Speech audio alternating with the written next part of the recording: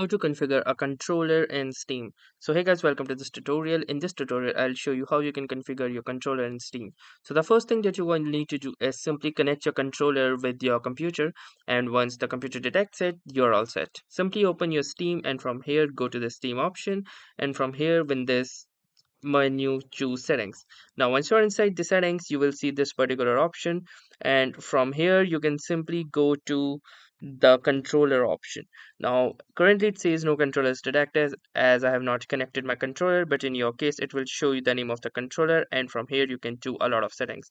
For example, you can see these external gamepad settings like these. You can go through them one by one, like guide button, focus stream, enable stream input for Xbox controllers. So if your controller is an Xbox controller, you can enable this if you would like.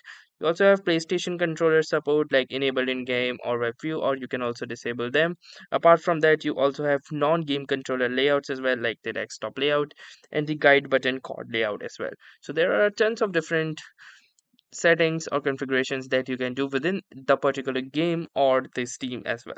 So that was all for this tutorial. Thanks for watching and have a nice day.